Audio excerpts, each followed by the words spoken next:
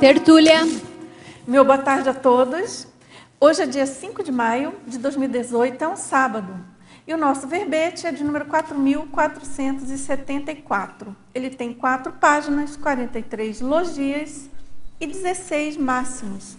E o tema de hoje, a ser debatido, hoje é o 24º verbete, não é isso? Do professor Valdo Vieira, desse ciclo de neoverbetes, ainda não debatidos dele, né? Dos 29, esse é o 24º, e o título, então, é Dificultador Evolutivo, da especialidade para a patologia. E esse verbete foi, como eu já comentei, foi redigido pelo professor Valdo Vieira, que é o propositor, né, das neociências, projeciologia e conscienciologia. Ele nasceu em 12 de abril de 32, em Monte Carmelo, Minas Gerais, e dessomou em 2 de julho de 2015, aqui em Foz do Iguaçu. Ele é o fundador do Centro de Consciência Contínua, em 86, do Instituto Internacional de Projeciologia e Conscienciologia, IPC, em 88, do Centro de Altos Estudos da Conscienciologia, CAEC, em 95, da Organização Internacional de Consciência Terapia, OIC, em 2003, e outras instituições conscienciocêntricas.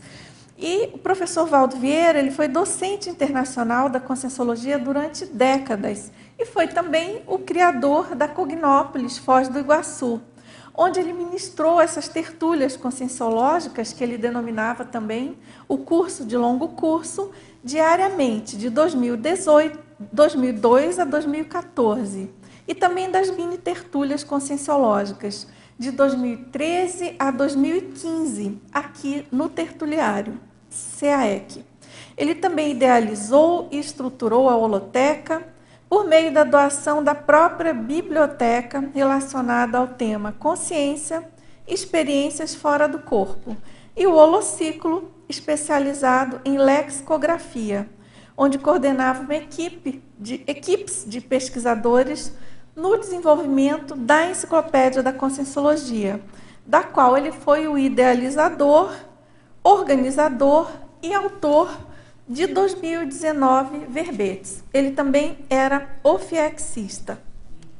Bom, pessoal, vamos então aqui dando início à leitura aqui das sessões principais do verbete e buscando aqui a gente ter uma compreensão um pouco mais aprofundada, não é isso? Para iniciar então os nossos debates. Na definologia, o dificultador evolutivo é aquilo capaz de dificultar, impedir ou obstacular a dinâmica da evolução da consciência. E na pensenologia, o holopensene pessoal, quando patológico. Os estultopensenes, os dubiopensenes, os entropopensenes, os escleropensenes, os intrusopensenes, os morbopensenes, os tóxicopensenes, as inibições autopensênicas. Aqui na fatologia, o dificultador evolutivo, os assédios interconscienciais, as interprisões grupocármicas, o subcérebro abdominal, o porão consciencial, as 1000 coleiras do ego, as lavagens subcerebrais.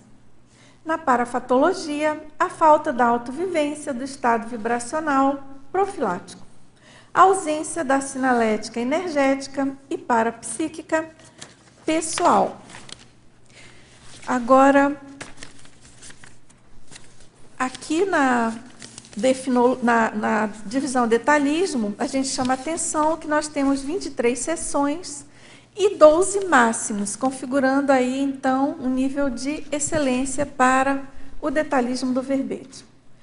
E aqui na argumentologia, a gente chama atenção para essa taxologia. São 13 categorias de distribuidores evolutivos mais comuns.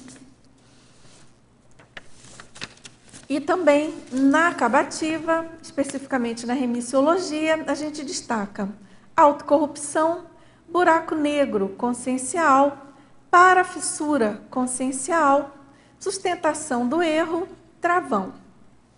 E aqui na frase enfática, quando surge algum dificultador evolutivo capaz de impedir ou obstacular a dinâmica da evolução, precisa ser identificado e ultrapassado, se possível de imediato, pela consciência lúcida. E aqui na questionologia, você enfrenta algum dificultador evolutivo na vida atual? Tal realidade afeta a consecução da autoproexis? Agora, aqui a gente tem a mega-análise feita pela equipe da Enciclosapiens, professores André Chatalov, Cláudio Monteiro, Nilzabeth Correia e Zilá Padilha. Travão, asepsia, parapatologia, autodefesa, dúbio-pensenidade, tóxico-pensene, omissão, autodesassimilação, ilicitude, obstáculo, imprestabilidade, ressexologia, autoassédio, interprisão, covardia, megatrafar, monovisão, subcerebralidade, egoísmo, vontade. Muito bem. Pessoal, então vamos dando entrada aqui, dando início aos nossos debates, né? Obviamente que, como vocês já sabem, esses verbetes do professor Valdo Vieira, eles não são, obviamente, defendidos, eles são debatidos aqui por todos nós participantes, com a contribuição rica, né, e muito valiosa dos nossos teletertulianos, aí enviando as questões, as perguntas. E, bom, eu queria saber se alguém aqui tem alguma consideração que queira fazer agora no início, ou se a gente pode entrar aqui com as perguntas. Tudo bem, então? Vamos aqui, primeira pergunta vem de Portugal. E ela se refere aqui à paradoxologia, na página 4082, lá na primeira linha. Vocês poderiam comentar sobre o paradoxo da simploriedade evolutiva do erudito autocorrupto? Alguém quer comentar, gente? Esse paradoxo realmente chama atenção, não é verdade? Pessoa erudita, super em tese, dotada de cognição, né? E autocorrupta.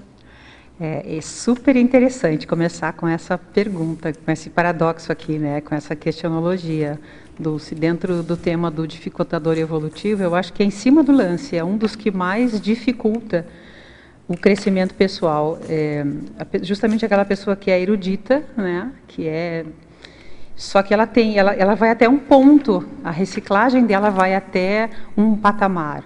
Ela vai indo e chega um momento onde ela não quer fazer, onde ela consegue ver, pelo nível de erudição dela, que tem determinado comportamento, característica ou forma de pensar que ela não quer abrir mão.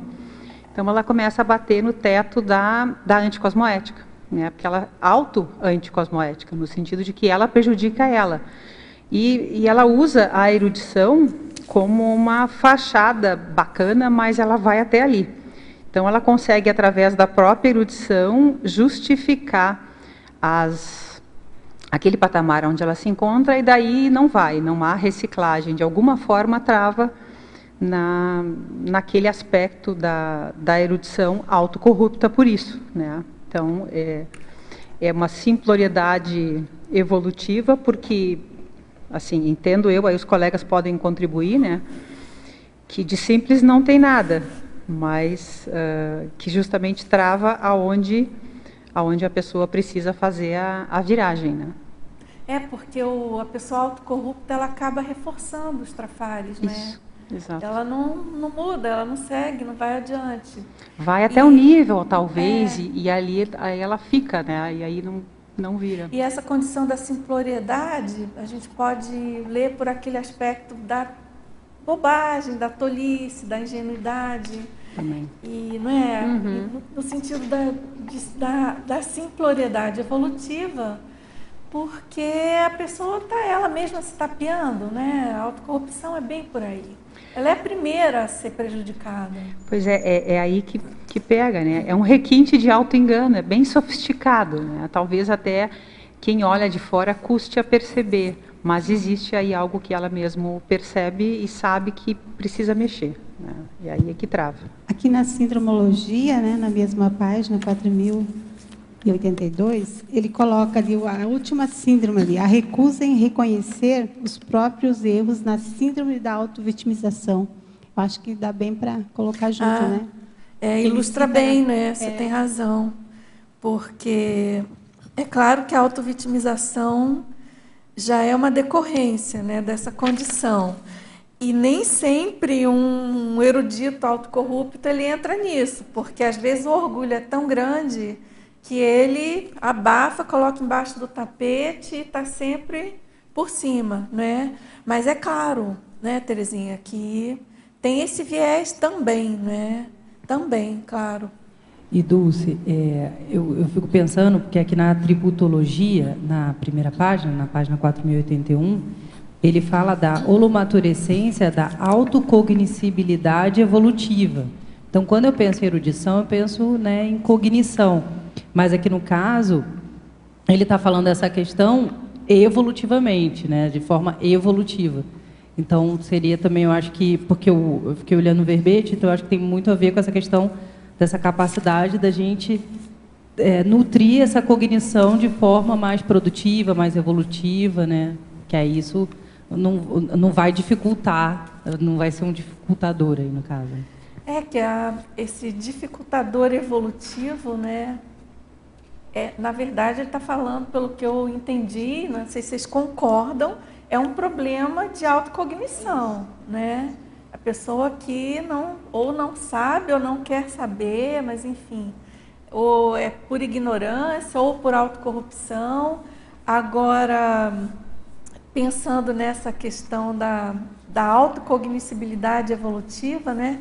É interessante, eu penso, Malu, isso que você colocou, porque aqui ele coloca o paradoxo justamente da simploriedade evolutiva, embora a pessoa tenha uma boa dosagem de cognição, não é isso? É aí que é a erudição. É aí que pega, né? É aí que é a grande puxada de tapete. Eu lembro de uma expressão que o professor Valdo sempre usava, ele falava assim, fulano é uma cabeça, né? Fulano é super inteligente. E como é importante a gente ter a cognição, a gente estudar, aprender, só que em termos de reciclagem acaba... Todo aquele nível de cognição acaba caindo por terra por conta dessa reincidiva de trafar, né? Ele até trouxe na taxologia aqui o item 9, né? O megatrafar funcionante, que é a progressão do erro, né? Fiquei, né? Essa questão do erro permeia bastante o verbete, né?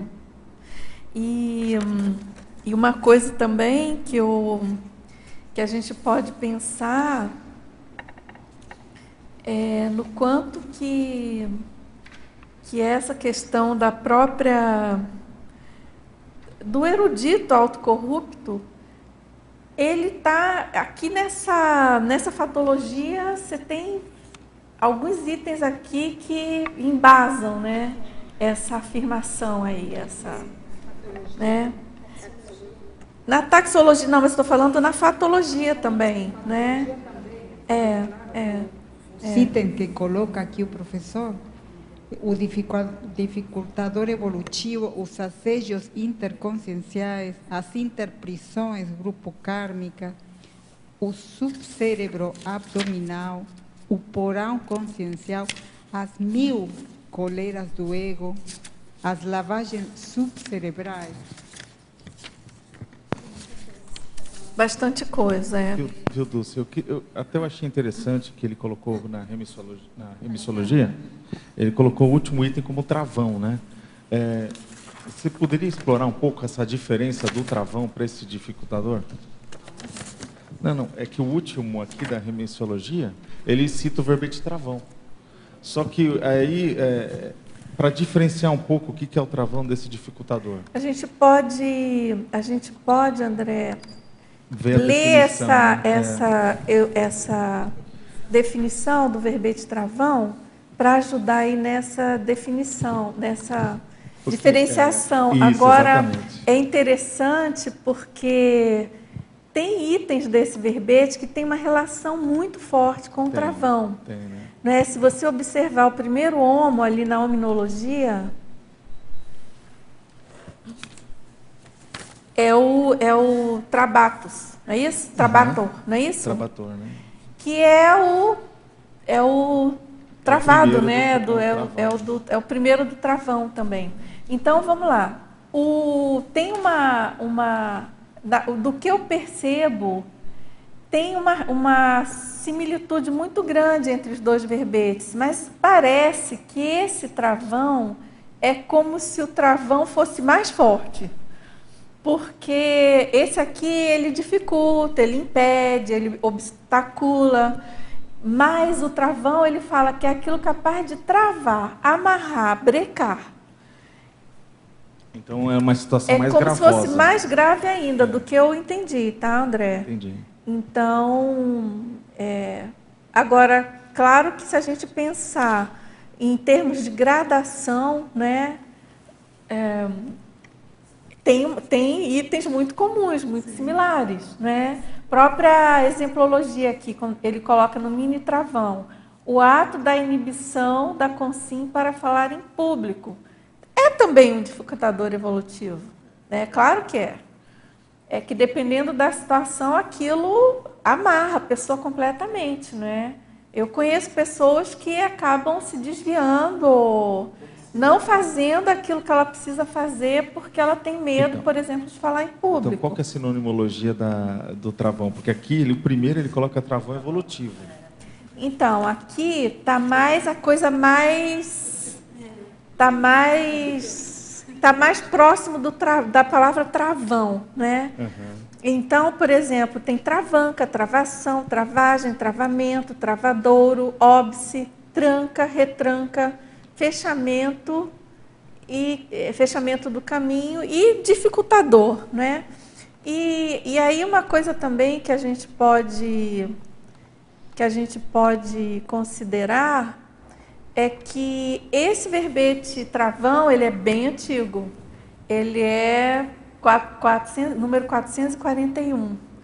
Então, isso é uma coisa também interessante da gente verificar na análise da enciclopédia, né? Que eu penso, né? Acho que o professor Valdo comentou alguma coisa, mas eu penso que ele escrevia os verbetes muito em cima da fauna nossa aqui, né? Das cobaias dele aqui, não é verdade? Eu acho.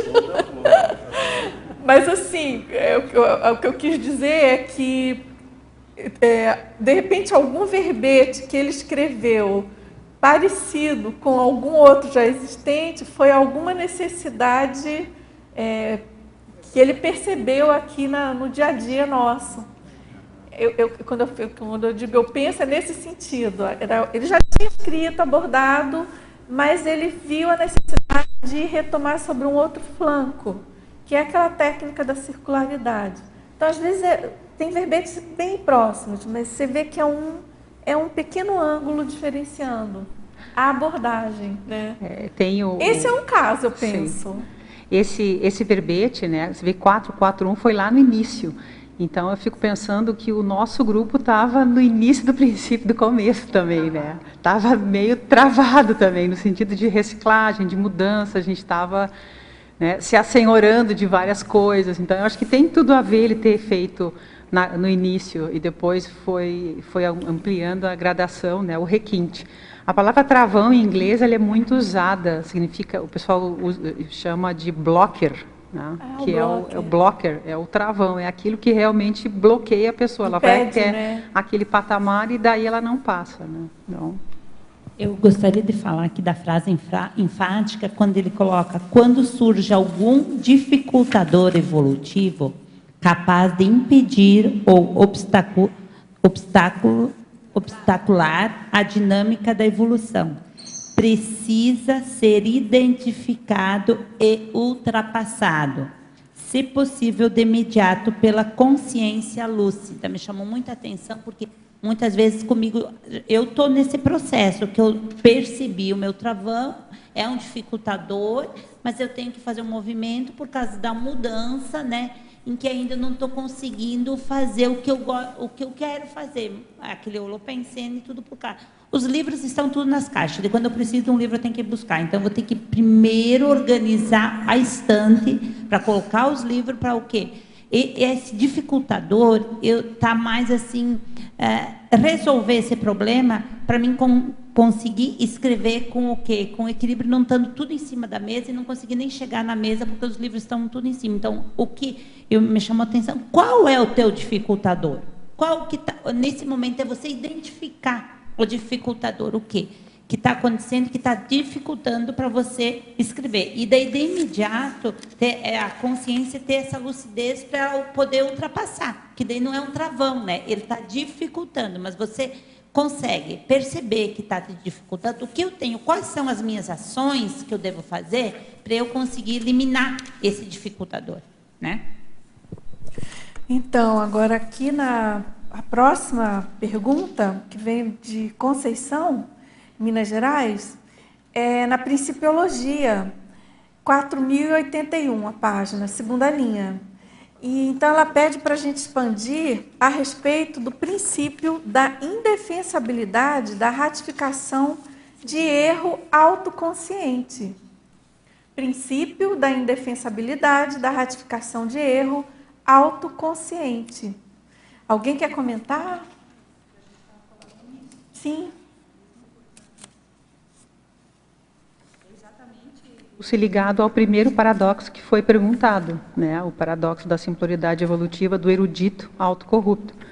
Então, é indefensável ratificar um erro de maneira autoconsciente, né? No entanto, através da erudição, se a pessoa, mesmo consciente, quiser, com certeza ela consegue utilizar de justificativas rebuscadas e escondites que são, né, viáveis, que todos enxergam, mas a pessoa, para ela parece que ela não vê, né? Então, é indefensável nesse sentido. Acho que não tem o que defender. Se está errado, está errado.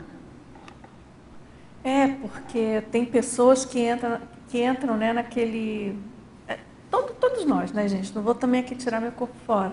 Tem aquele pantanoso terreno das justificativas, né, das explicações, e a pessoa geralmente só se afunda, se atola mais, né, quando ela entra nessa condição de querer justificar ou defender. Então, aqui a questão é o princípio de você ter esse princípio no seu cotidiano, né? De que é indefensável, né? Você ratificar ou você reafirmar algum erro autoconsciente. E eu penso que aqui nesse verbete é uma coisa que está permeando o tempo todo, né? Chamando a atenção para a gente ter lucidez para retificação e não ratificação dos erros, né? Eu achei interessante, Lúcia, só para a gente entender um pouco essa diferenciação do travão. O Exemplologia, quando ele chega, ele fala do processo evolutivo mental, a microcefalia. E o que acontece? Estava muito em voga na altura que ele escreveu o verbete isso. Né?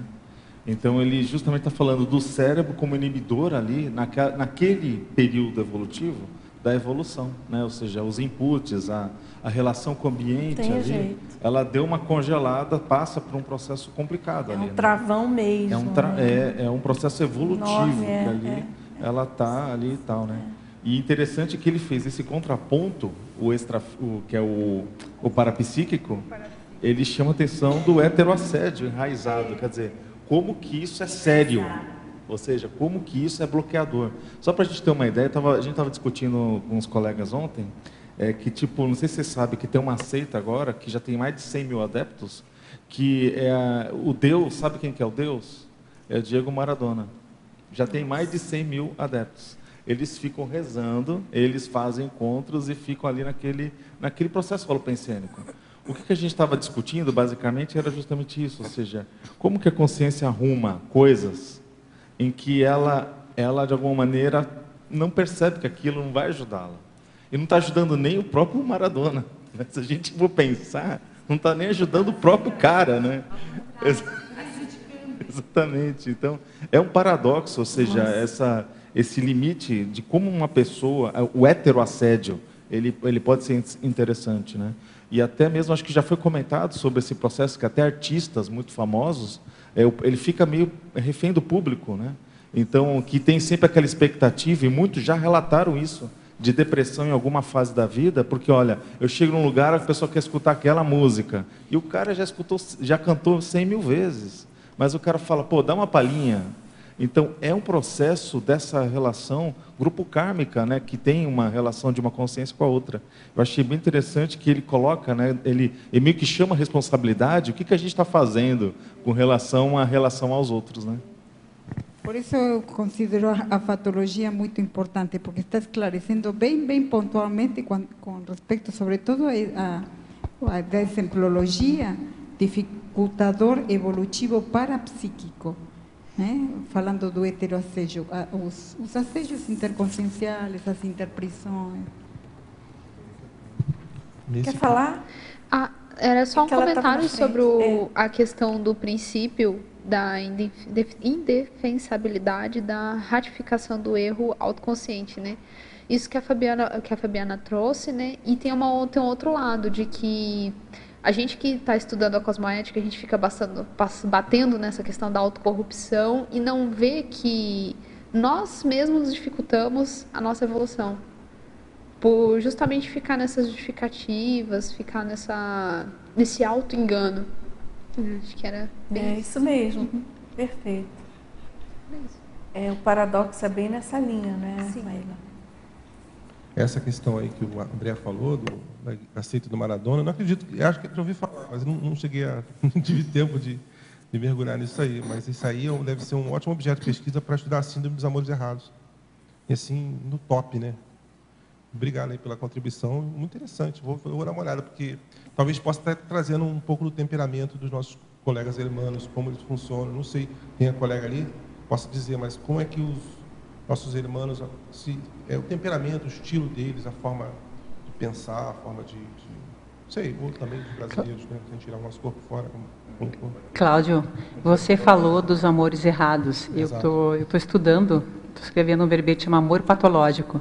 Também nessa linha, eu estou estudando bastante a codependência afetiva e chama muita atenção, eu acho que é um grande barrador evolutivo, porque a pessoa, ela transforma a vida dela a vida dela é toda dedicada a atender alguém, né? Seja ela o filho, o marido, o esposo, o companheiro, então ela se doa, entre aspas, para outra pessoa de tal forma que ela esquece quem ela é, e quando a outra pessoa olha para ela, só vê um vazio, que a pessoa ela não se identifica mais, né? Então, isso também eu acho que é muito sério em termos de dificultador evolutivo, né? Sair desse, e acaba virando um vício, que nem o vício de droga, vício de jogo.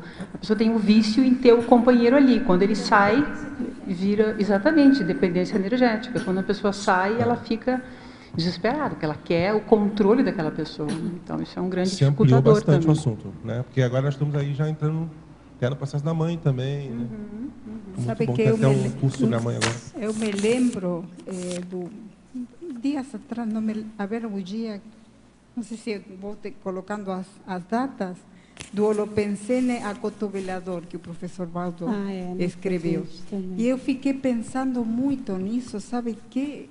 Porque eu olhei o estudo esse tipo de Holopensene, como vai travando, inclusive eu acho que, se não me engano, eu manifestei isso.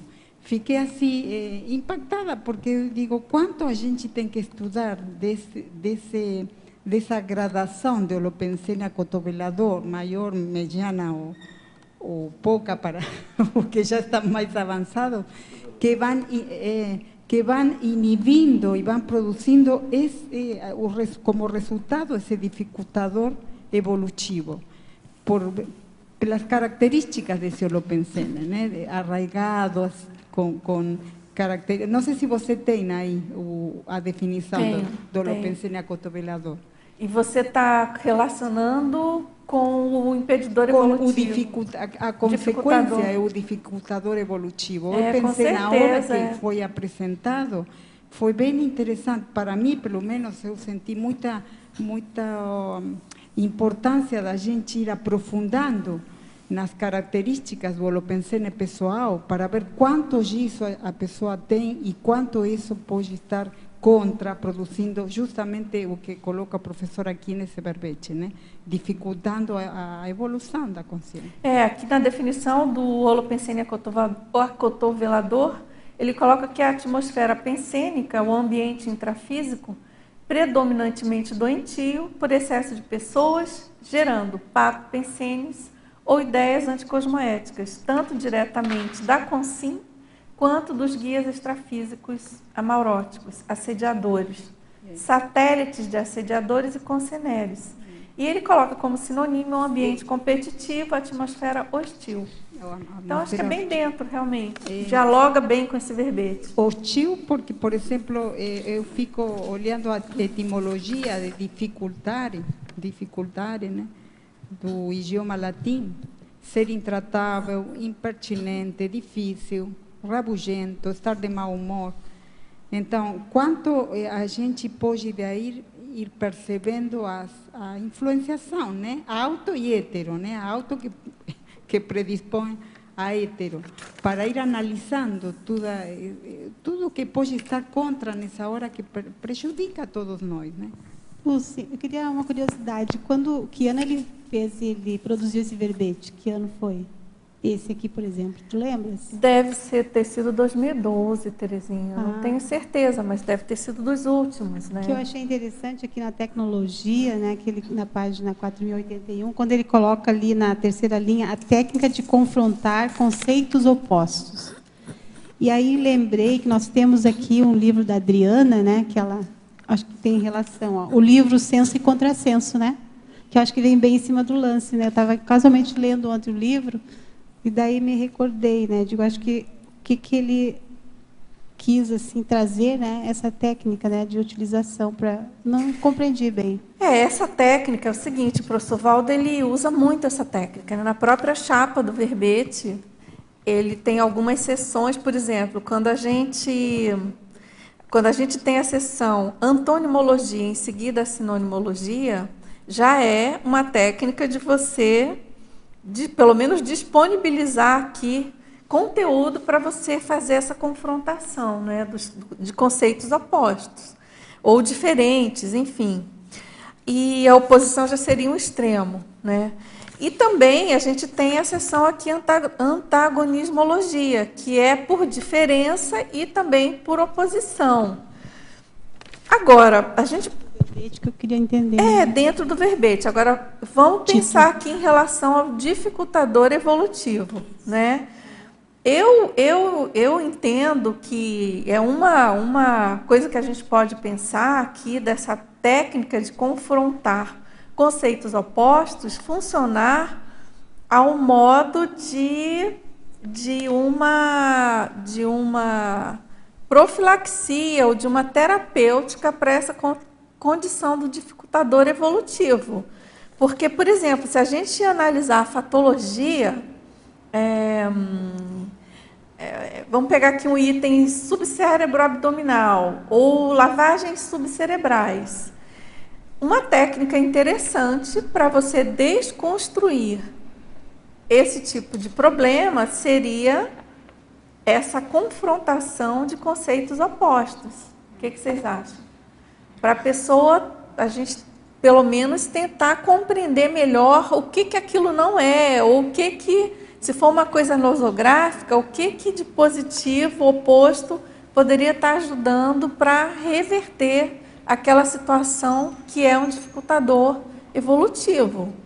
Eu entendi assim essa técnica, não sei o que vocês pensam. Características do pensamento do evoluciólogo, ir vendo do que jeito pode melhorar, né?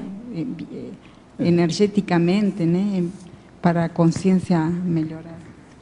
Dulce, eu fiquei pensando no anti-exemplo, né? Então, pela técnica dos contrários, muitas vezes as pessoas não sabem o que querem, mas algumas delas sabem o que não querem, né? Então, já ajuda a pessoa a saber o que ela não quer. Então, às vezes, ir pelo contrário, o anti-exemplo, ele é muito ilustrativo. Quando a gente, né, as casuísticas, tantas casuísticas que o professor Valdo trazia aqui nas tertúlias, são super ilustrativas.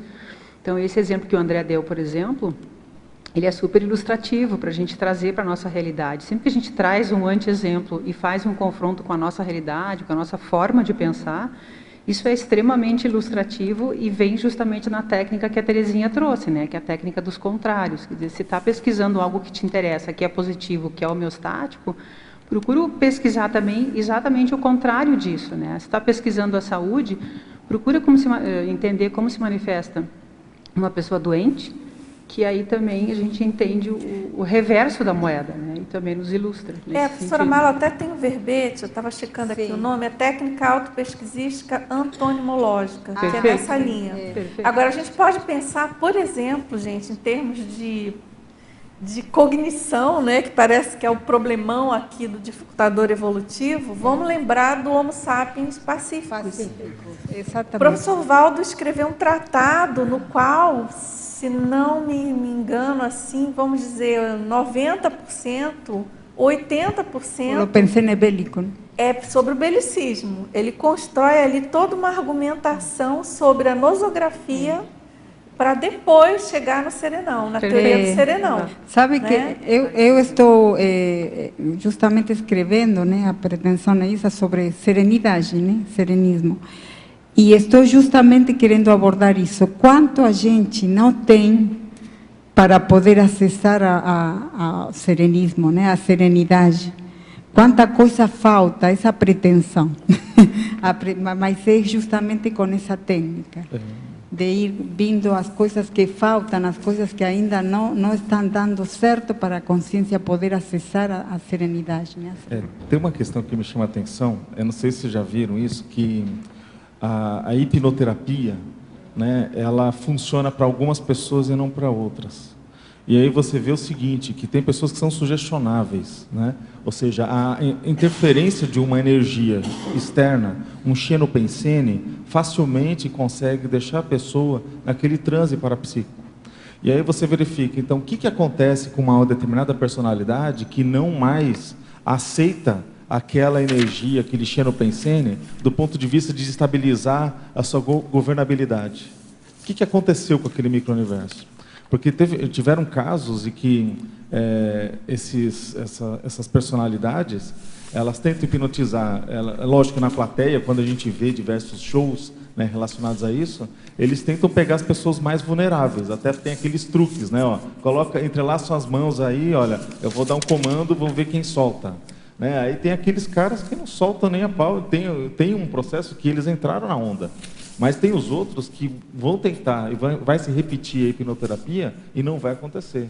Aí uma das coisas que me chama a atenção é, será que esse indivíduo ele tem um nível de reflexão maior do que os outros? O que diferencia dessa personalidade da outra? Entende? Ou seja, qual que é a vacina para, de alguma maneira, um outro não conseguir ter acesso e travar o teu sistema? Ou dominar o seu sistema, vamos dizer assim, né? Então, uma das questões que eu vejo aqui na fatologia, dentro dessa contraponto, quais são as técnicas anti-lavagens cerebrais ou anti-subcerebrais? O que podemos escrever sobre esse assunto? Não é? Ou seja, como eu vou garantir? Com certeza isso vai caminhar pelo pensamento crítico. Isso, né, pelo menos, é o que a gente pensa, né? Exatamente. Então, quer dizer, a gente tem, eu acho que provavelmente o curso intermissivo, ele trabalhou esses pontos, né? Visivelmente trabalhou, porque a gente foi mexer com o desassédio e não com assédio interconsciencial. A gente foi mexer com o que seriam os facilitadores evolutivos. O próprio grupo Karma, eu vejo que é uma coisa... Eu acho que é uma das coisas que, desde que a gente chegou na Consciologia, o pessoal falava, o que o Instituto era para a gente, quando só tinha Instituto? Era a mão na roda, o pessoal falava isso, porque você não estava sozinho mais, você tinha um grupo para, de alguma maneira, se apoiar. Então, eu acho que tem diversas dessas tecnologias de facilidade evolutiva que nós estudamos uma a uma, acho que no curso intermissivo. Agora, podemos seguir, gente? Agora, aqui tem uma pergunta sobre o efeito. Página 4082, primeira linha, efeitologia. Ela pede para a gente comentar sobre os efeitos regressivos do orgulho, impedindo a assunção das próprias falhas perante as evidências incontestáveis.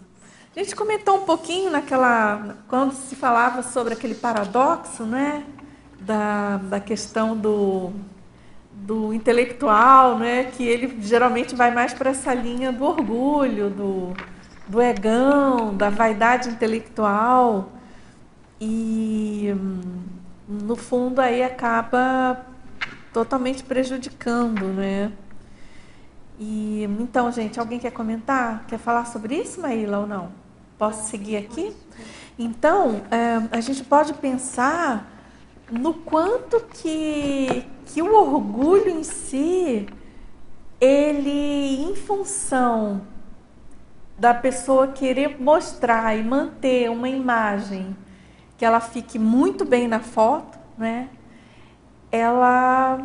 Isso impede que ela realmente transpareça e mostre aqueles trafares que, por ela omitir, ela própria vai reforçando e inibindo uma possível correção dessa falha, né?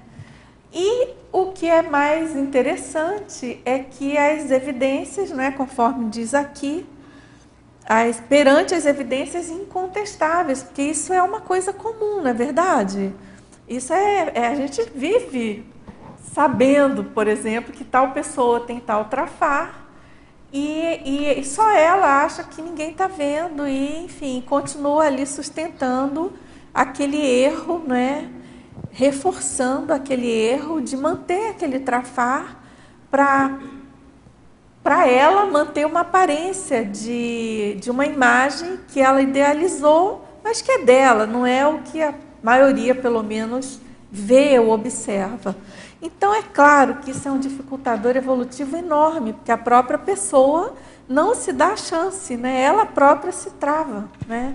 Ela não dá chance para a própria evolução, que seria, por exemplo, ela admitir, olha, gente, realmente errei, tem tal problema, tem tal trafar, o que eu posso fazer? O que vocês me sugerem, pelo menos? Ou então estou admitindo ter tal problema, vamos lá, vamos em frente, vamos ver se eu consigo sair e melhorar, né? E também uma coisa que a gente pode pensar é a quantidade o entorno dessa pessoa, né? O tanto que um orgulho, esse holopensene do orgulho, promove de companhias extrafísicas retroalimentando aquela condição e afundando a pessoa cada vez mais, né? Prendendo. Eu pensava que dentro do trinômio, né, parapsiquismo, intelectualidade e comunicabilidade, a comunicação nessa dimensão ela é super importante. A gente não nasce sabendo se comunicar, mas a gente aprende. Então, a conscienciologia ela traz para nós várias ICs, várias instituições conscienciocêntricas, vários cursos onde a pessoa pode se comunicar e comunicar o que dói, o que incomoda, o que atravanca. Então, aqui é um cabedal de técnicas, de ICs, de cursos de campo, até o próprio curso ECP1 do Instituto, o curso ECP2, com Sincobaia, N cursos, né, a própria Cosmoethos, com o curso da Cosmoética, que vai começar agora dia 12. Então, são N cursos onde a pessoa consegue trazer as suas dificuldades. Então, fazendo um cotejo com o que o André falou da época do IPC, né, a gente tinha na época só o IPC, agora não é por falta de ICs, né, tem um monte de ICs, e olha, ajuda, né, ajuda e é extremamente positivo. Né? Então, Dulce, fica aí a sugestão. Por outro lado, assim, né, eu lembro assim, que logo que eu cheguei aqui, um dos meus grandes travões é a questão de falar em público, né, que eu acho que a grande maioria, né, que às vezes até não vem defender um verbete por esse travão, né, de estar aqui naquele momento. E o professor Valdo falou assim que o orgulho, ele citou esse nome, né, que seria um grande travão que nega a assistência, que a pessoa deixa de fazer assistência, né? E aquilo me chamou bastante atenção. Mas, por outro lado, eu vejo assim, que, às vezes, a pessoa tem tanta facilidade, também levanta a questão que tu falaste antes da dificuldade de falar em público, que a pessoa tem bastante facilidade de falar em público, e ela se expressa bem e tudo. E como que fica, então, essa outra reação? Porque a pessoa está se expressando bem, né? Então, deixaria de ser um travão dentro da questão da assistência, né? Mas... Não, mas quer falar, Adriana? Oi, Terezinha. Você está falando isso, eu estou lembrando do advogado. o professor, estava até conversando com o Red sobre o professor, que o professor, advogado que vai dar aula, ele não tem dificuldade de falar em público, né? Ele fala muito bem, só que o orgulho e a arrogância é tão grande que ele fala só para ouvir a própria voz. Então, a pessoa, ela se expressa, mas ela se expressa para continuar naquele universo, né, de que ela é a maravilhosa, e o orgulho vem à tona, se fecha. Então, é o paradoxo, né, que é a extroversão e, ao mesmo tempo, ela se fecha na realidade e não dá abertura, que é o que você estava comentando, para ou fazer assistência, que a Terezinha falou, né, assistência para o outro através da docência, ou ela se permitir fazer autoassistência e ser ajudada. Então, é muito difícil, eu acho, pensar uma pessoa orgulhosa, ela conseguir um aparador, né, fazer um rapport para ela saber. A gente tem exemplos aí, né, atuais públicos, né, que a pessoa ela não enxerga, porque ela é tão cheia de si, né, que ela não enxerga os erros, que é o que você estava comentando.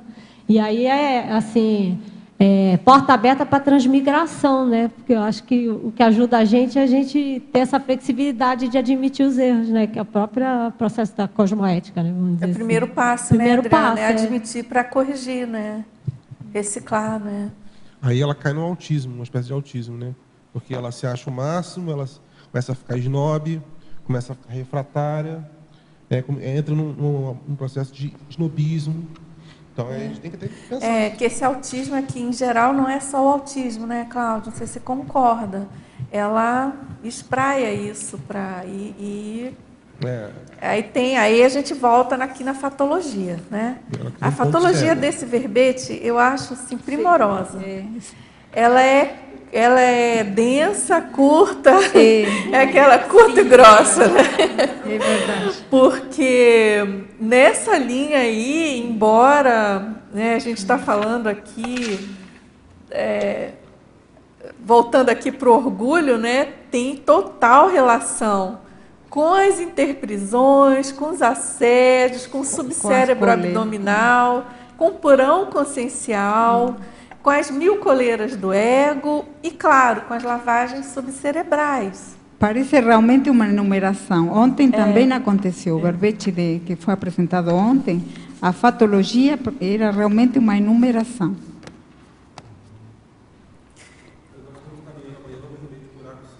Buraco negro consciencial. E aí, só para adicionar e passar adiante, o conceito importante que eu acho aí é a janela de Johari.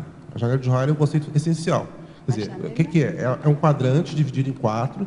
Então, você pode ter um quadrante, o quadrante 1, que é o que eu sou e que todo mundo conhece. Aí, o outro quadrante é o que eu sou e o que eu mascaro. O mascaro o pessoal não vê. O outro é o que o pessoal conhece de mim, mas que não fala. Ou que eu não estou crente que estou abafando, né? E o outro é o ponto certo, que nem os outros conhecem, nem que a gente conhece. Então, tem um artigo sobre autocrítica que a gente colocou isso aí, janela de Johari. Johari é bem conhecida. É bem interessante. O pessoal usa bastante, é bem interessante. Você tem razão. Podemos seguir, gente? Bom, a outra colocação aqui é sobre a síndrome da distorção imaginativa intencional. Na Sindromologia, página 4082 também. Alguém quer comentar sobre essa síndrome?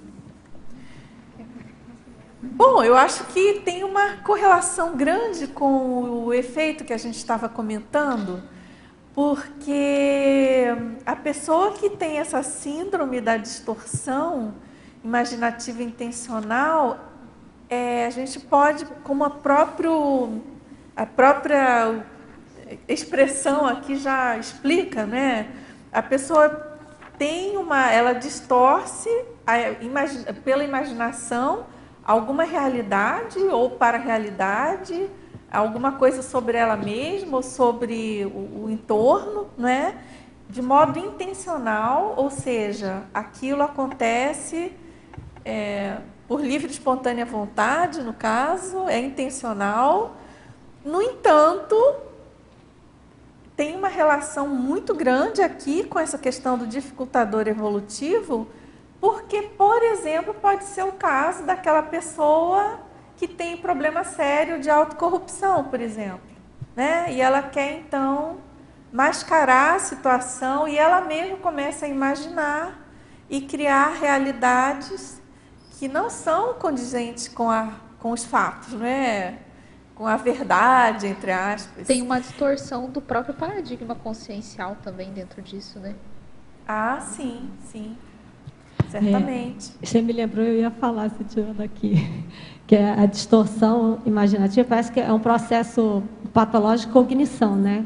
Então, começa no mental soma, né? Ela não consegue raciocinar, vamos dizer, ter discernimento ou clareza, né, de pensamento para identificar a realidade dela, né? Porque ela se acha a melhor do mundo, né? Mais honesta. Aí eu lembrei, você falou, que é o crescendo, o ciclo que a gente estuda lá na cosmoética, que é o auto-engano, auto-sabotagem, auto-corrupção. Então, ela começa por essa síndrome, vamos dizer, tem relação com a síndrome da distorção imaginativa, que é o auto-engano. Ela entra naquele processo de achar, né, de distorcer a realidade, achar que o comportamento, né, e a consciencialidade dela está 100%. Aí, quando ela começa a ter a clareza de que tem alguma coisa errada, e eu achei interessante, tem a ver com aqueles binômios, né, dos erros. Tem tudo a ver, né? Desacerto recorrente, todos eles ali da binomiologia, né? Hábitos errôneos, rotinas, né, etc. Regressivas. Então, é como se fosse um hábito pensênico equivocado dela, né? Que ela fica naquela imaginação de que ela só tem trafor, não tem trafar. Aí ela está no auto-engano, aí ela começa a enxergar. Aí ela começa a enxergar, parece que fica naquele fluxo, né? Ó, estou enxergando, mas não quero, estou enxergando, mas não quero, estou enxergando, não quero. Aí ela está entrando na autossabotagem, né? Aí quando ela fala, estou enxergando, eu sei que eu tenho erro, o hábito está equivocado, tem que mudar, mas eu quero assim mesmo, aí ganha a carteirinha, o diploma da autocorrupção, né? E aí era o que o Valdo falava, a gente se encontra, né? Nas quebradas da evolução, fica aí na sua, né? Mas é mais ou menos. E olha o que veio aqui para mim agora, que é do temperamento da pessoa, né? O temperamento da pessoa de vidas passadas, que ela já podia ter eliminado, mas pelo ego ela fica sustentando ainda isso dentro dela e ela podia já ter ultrapassado feito a virada, né? A gente olha para ela, a gente enxerga, a gente percebe, mas ela não quer enxergar. Ela não quer admitir, então não tem o que fazer, porque no momento ela vai ter que ela primeiro admitir, porque não vai adiantar a gente falar, não vai dar informação, nem fazer tardes com ela, porque ela mesma não quer admitir isso, né? Que é do temperamento dela, que ela traz isso de muitas vidas, e ela acaba sustentando isso pelo ego dela, né? E eu tenho uma dúvida aqui, porque dentro disso tudo que foi falado, aqui a técnica, dentro da tecnologia, na página 4.882, a técnica da cosmoética destrutiva.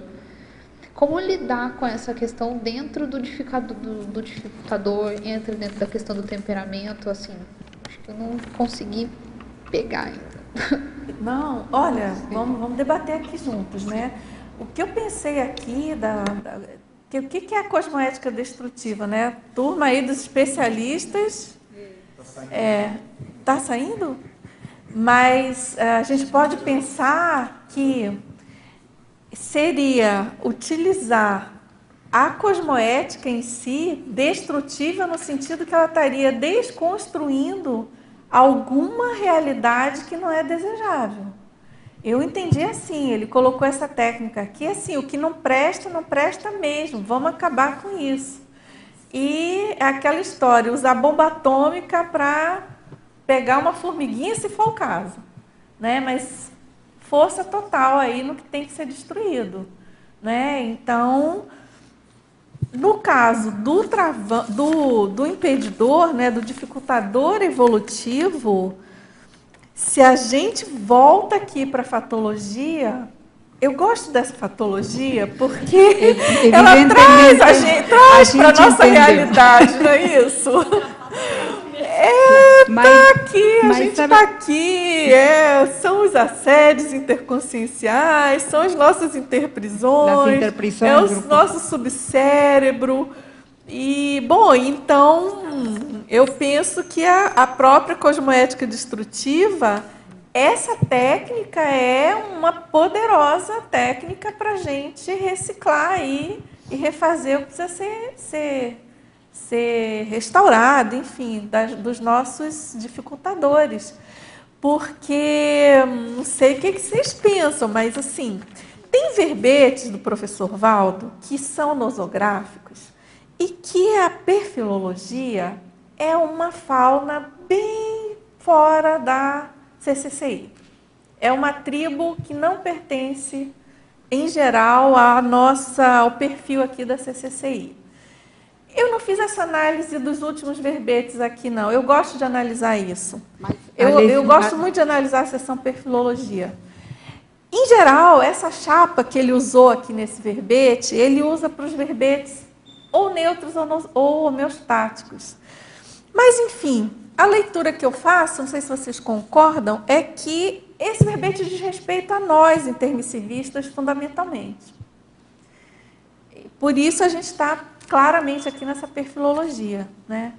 Agora, Adriana, você quer falar sobre a técnica da cosmoética destrutiva? Não, meu raciocínio é esse, é de autorreflexão sobre... É de autorreflexão nossa, nós intermissivistas, sobre o emprego da cosmoética destrutiva, que eu penso que a gente já tem todos os instrumentos, tem os cursos, tem todas as técnicas conscienciológicas, enfim, o próprio conceito, né, de cosmoética destrutiva. Só para complementar, estou concordando com você, porque a gente fala de assistência e de esclarecimento, né? Aí eu faço muita associação da técnica da cosmoética destrutiva, aqui nesse caso, com a TARES, que é essa coisa que você falou, você mata um mosquito com bomba atômica, que é o esclarecimento ali no osso, que a gente costumava com o professor Valdo, que a gente faz, né? Então, a gente fazia com a gente e com o outro. Ó, você é orgulhoso, né? Falava assim. Tá, então isso é uma maneira de você fazer a técnica da cosmoética destrutiva. Com muito amor e carinho, né? A energia com docinho de leite, mas a fala vai direto no mega trafar, né? Vamos dizer, ó, o orgulho está te atrapalhando, você está repetindo isso há, sei lá, quantas vidas. Estou lembrando de um caso, né?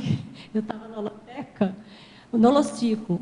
Aí eu presenciei o professor Valdo fazendo isso, cosmoética destrutiva, como se chegasse o último recurso, né? A última rácio.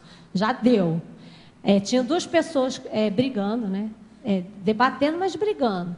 E aí o professor Valdo passou, saiu do Holocico, era na holoteca. Ele levantou, foi lá, né? Como quem não quer nada, parou na frente das duas pessoas e falou assim, eu era só testemunha, só, né? Que eu devia ter alguma coisa a ver, porque a rebarba veio para mim.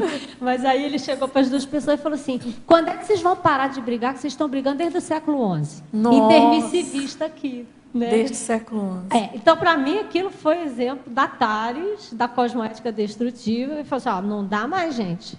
Né? Ou vai ou vai. Ou vocês fazem a reconciliação, ou a coisa vai continuar rolando. Né? Então, eu lembrei quando você estava falando aí de... você vai direto no ponto com a bomba atômica, o mosquitinho. Quer dizer, você vê, ele teve a lucidez, a clareza, né? De fazer o esclarecimento pontual, dar aquele choque, isso é a cosmoética destrutiva. Você observa o traço, né? A característica, e aí você vai ver o que eu vou fazer com isso. Né? O erro, no fundo da análise, é o erro. Né? Então, acho que é bem esclarecedor. Né? Eu sempre lembro desse caso. Não era à toa que eu estava ali. Né? Excelente esse caso. Eu lembrei aqui na mini tertúlia, né, Adriana, a gente assistiu, eram vários casos de cosmoética destrutiva nesse sentido, né, de mostrar para a pessoa ali o travão dela, dificultadora evolutiva. É muito bacana. Essa coisa da TARES, né? Focada na TARES. Mais alguém? Podemos seguir? Você quer comentar alguma coisa? Estava lendo a legislação e realmente fala alto, professora. Legislação, a lei do menor esforço regressivo, a lei patológica de Talião, a lei patológica da pena de morte, a lei da atração, a lei da propagação, a lei da responsabilidade educacional, a lei de ação e reação, as leis do exercício. Você quer... E pensava que o nível é alto realmente que ele coloca aí, né?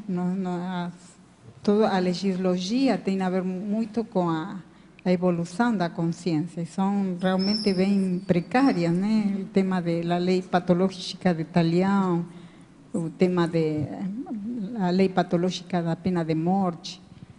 Isso também fala sobre as características conscienciais, né? Os pontos fortes da consciência, que pontos fortes podem ser nosográficos ou homeostáticos, né? Nesse ponto é bastante sério, né? As tendências, Aqui as características. Nessa sessão, né, Cristina, é interessante que ele usou essa técnica de... aqui não são conceitos opostos, mas são abordagens opostas. Tem aqui causa e solução para o problema aqui, né? Então, né, a lei do menor esforço regressivo seria dando continuidade a isso tudo, né?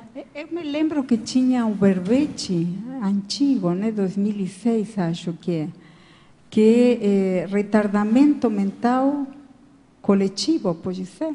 Pode ser. Saiu nos primeiros 200, era verbetes do professor. Não sei, pode ser, eu teria que ver aqui. Não sei se você tem aí, porque é melhor... para não parar muito aqui. Mas tem muito, estou relacionando esse verbete com assim, características do que o professor coloca aqui, né, de dificultador evolutivo.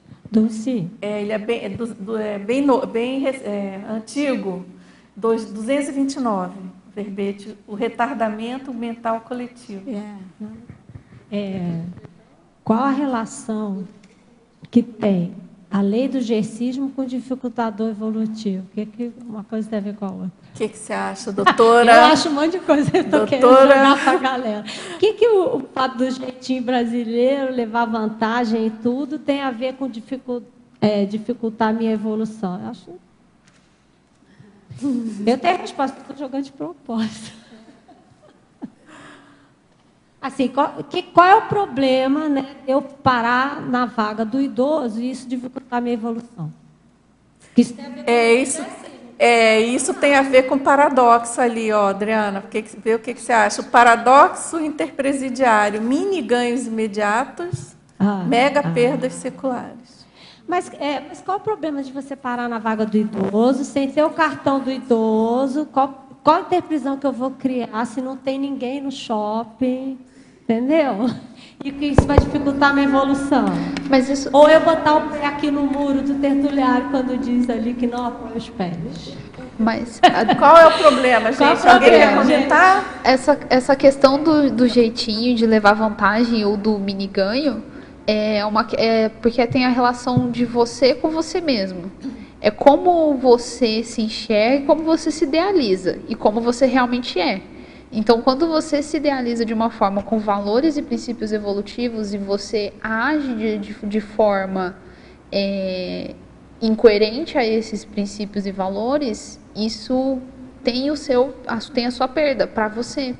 Porque você não está levando em consideração aquilo, a multidimensionalidade, que tem consciência, que tem consciex, ali em torno que vai acabar tendo outro resultado em referente à ação e ao que você está pensando e fazendo. O que eu penso é dentro disso, não sei se está. Mas o que o pessoal acha? A Ila comentou aqui. Quer falar, Ila? Já que veio, então vamos lá. Aí você vai fazer uma assistência com alguém, né? Ou com uma consciex. Ela vai te perguntar, quem é você para fazer essa assistência? Você pegou a vaga lá do idoso? Cadê a sua autoridade moral? Cadê a sua cosmoética? Essa é boa. Adriana, você podia fazer a pergunta novamente, por favor? Já nem lembro. Eu acho que eu perguntei assim, quais as consequências, né? Qual a relação da lei do gercismo, que a lei do gercismo tem a ver com o jeitinho brasileiro, né? Então, querer levar vantagem em tudo. Qual é o problema, né, de você querer levar vantagem em tudo e isso ser um dificultador evolutivo? Mas você falou sobre a vaga do idoso. Isso. Aí deu um exemplo, que, né, você querer levar vantagem em tudo. Então, a pessoa... ela não tem cartão de idoso, ou ela tem cartão de idoso, mas ela está super bem, ela não precisa usar aquela vaga, mas ela faz questão de parar ali porque está tudo vazio, está com pressa, né? Levar vantagem. Eu vejo que o locus de cosmoética dela não é interno, né? Isso é o principal, né? Porque quando o locus tem que sempre interno de cosmoética. Em qualquer lugar que você esteja alguém olhando ou não, você tem que olhar para dentro de você. Isso te serve ou não te serve, né? Então, quando a pessoa ainda está com a cosmoética com o locus externo, ela está totalmente por fora do que é a cosmoética, né? É que no caso do gercismo, né, a pessoa quer levar vantagem em tudo, não é isso? Esqueci do jargão, mas eu quero levar vantagem. É importante levar vantagem em tudo, certo? Não era assim que ele falava no comercial? Então ela está totalmente. Ela não entende. Ela não entende nem o que é ética, quanto mais mas é que é interessante, assim, por exemplo, ela perguntou qual é o problema, né? Porque a gente pode pensar, puxa, mas se o shopping está completamente vazio, tem vaga para todo mundo. Por que eu não posso parar numa vaga que me interessa muito, que está ótima, que fácil de estacionar, bem pertinho da porta, e tanto faz se eu sou idosa ou não, a vaga está livre. Qual o problema? Não vai atrapalhar ninguém, né? Eu acho que aí a gente entra naquela questão mais sutil de refinamento de conceito de cosmoética, né? Que tem algumas questões que envolvem isso. Por exemplo, ela colocou que estudar ética, né? E depois chegar à cosmoética. Se ela está tão longe, está na lei do gercismo ainda, ela ainda não entende nem o que é ética, né? Então é bem isso aí. Para dar um passo para a cosmoética. Cosmoética é muito avançado, né? Entendeu? Então, mas trazendo para o nosso dia a dia. Não, pode, deixa eu só concluir aqui. É que nessas situações todas, por exemplo, a gente tem várias considerações, né? Por exemplo, tem aquela célebre de agravantes e atenuantes do que a gente vai prejudicar mais ou menos o entorno, as pessoas, que eu acho isso bem sério.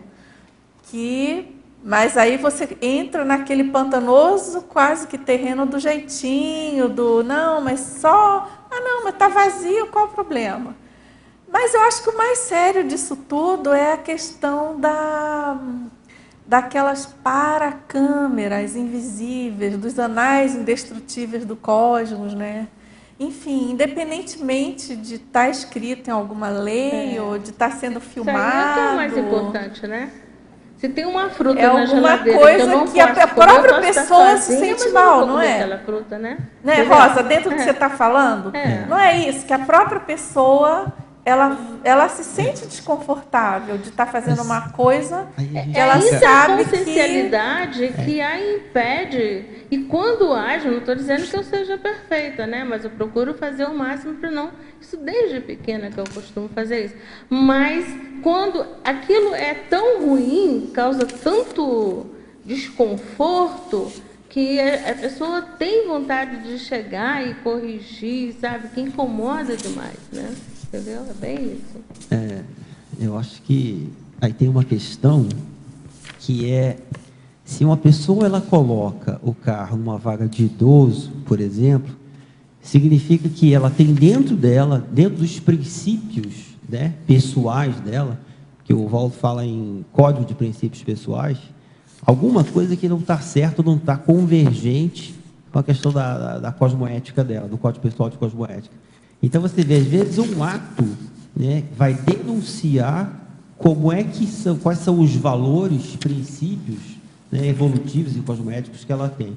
Então, por exemplo, buscando essa questão aqui da técnica da cosmoética destrutiva, se a gente for intermissivista e a gente tem acesso a essas informações todas, eu acho que a gente precisa pegar tudo isso agora e fazer uma verdadeira destruição, né, uma autodestruição de princípios, né, e valores que nós tínhamos em outras vidas e ainda trazemos dessa coisa do jeitinho, dessa coisa outro dia eu ouvi alguém falar que isso aí, alguém estacionou numa vaga e falou isso, isso é uma cosmoética flexível.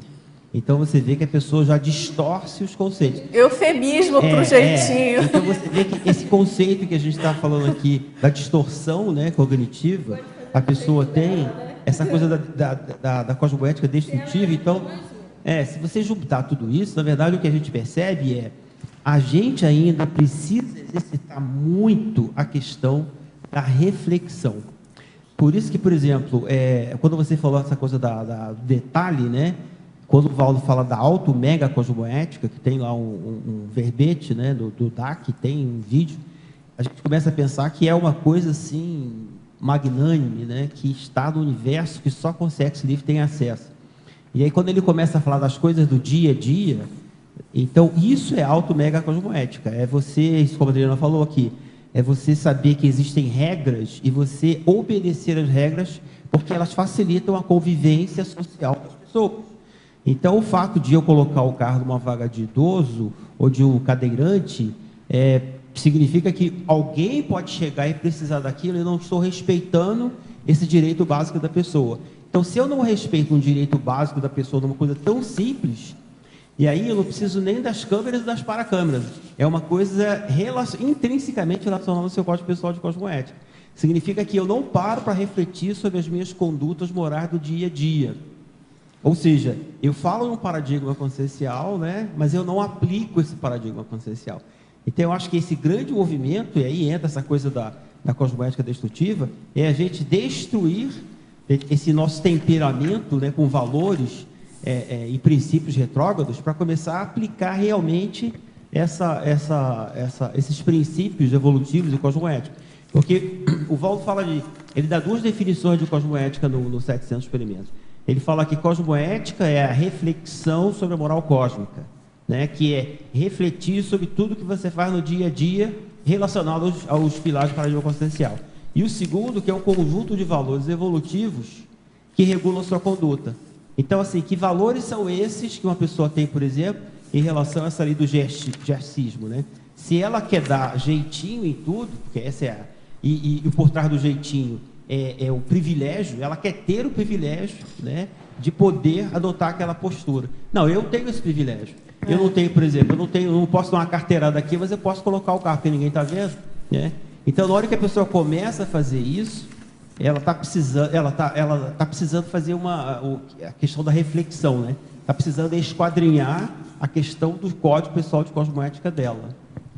Complementando, extrapolando o que você estava falando aí, dentro dessa linha, porque o verbete fala do dificultador evolutivo, né? Então, se a pessoa ela faz esse raciocínio, é uma distorção cognitiva, de novo, né? Que ela está se auto-enganando, ela está no processo de autocorrupção, porque se ela não respeita a lei básica intrafísica, ela não vai respeitar as regras do cosmos. Né? Ela não vai respeitar os princípios da cosmoética. Aí vamos supor que ela queira entrar no interlúdio. Ela, né, ou vai assistir uma aula extrafísica de evoluciólogo, de serenão, mas ela ainda, intraconsciencialmente, ela não tem como é que é? Competência, gabarito para entrar. Aí tem os amparadores, o amparador chega para ela e fala assim, você não vai entrar. Aí, se ela tem intraconsciencialmente esse processo de querer levar vantagem, ela vai querer pagar para o amparador extrafisicamente, ou ela vai querer dar um negocinho e falar assim, você sabe com o que você está falando, né? Eu naquela vida. Para carteirada. Para carteirada. Né? Uma para carteirada. Mas, assim, é interessante. Eu já recebi carteirada serexológica. Eu também já recebi, por isso que eu estou falando. Então, assim, o legal é isso, que é um processo da pessoa parar e ver o erro, né? O que é o que o Rex está falando, né? Como é que está o comportamento dela perante um referencial, que é o paradigma, os princípios da cosmoética, etc. Porque provavelmente ela vai querer levar vantagem extrafisicamente no curso tempo. Aí é o verbete do Valdo, né? O negocinho evolutivo. Negocinho evolutivo. Eu queria só colocar um exemplo, né? Tipo assim, essa questão da vaga do idoso é o seguinte: no ônibus tem a vaga do idoso lá. Então a pessoa leva, já presenciei uma situação assim, até a metade não está vago, eu vou lá e sento. Daqui a pouco sobe uma pessoa totalmente deficiente, que ela precisava sentar no mesmo banco, ela teve dificuldade enorme de se equilibrar com o ônibus andando, ela leva um tombo, né, e se machuca. Então, de que é essa responsabilidade da pessoa que se machucou? É daquela que sentou no lugar dela. Porque se aquele lugar era para ela, ela poderia ter evitado aquele tombo da pessoa. Então, tudo tem consequência no cosmos. O cosmos é todo programado, né? Muito mais do que nós pensamos, né? Por isso que é cosmoético, né? Vamos lá, gente. Já que é dificultador, o banheiro de portador de necessidades especiais. A gente tem banheiro de portador de necessidades, temos um banheiro lá no cognitário, né? Pensar nessa questão, trazer para o grupo, né? Será que lá no discernimento falta um banheiro de portador de necessidades especiais? Lá tem, né? O arquiteto está falando. Então, aqui, até que ponto também que a gente vai usar um banheiro todo limpinho, maravilhoso, portador de necessidades. Ninguém usa aquele banheiro irresistível, eu vou usar aquele banheiro. Está sendo anticosmoético, né? Só queria acrescentar que acho o máximo, porque como se dão as coisas, né? O tema do rapport, e aqui, sobretudo, como se vão dando as sincronicidades, porque dificultador evolutivo, na codigologia, fala da ausência do código pessoal de cosmoética para pautar os limites interassistenciais do não acumpliciamento. Então, que acho ótimo que contemos com a presença de dois cosmoetólogos, né, que justamente surgiram e realmente estão dando a gente uma definição do que é o dificultador evolutivo, né? Muito bom, realmente foi uma excelente, está sendo, né, contribuição. Temos aqui as duas também. Tem mais alguém da Cosmoetos? Mais as duas? 4 no total, pelo menos. Excelente.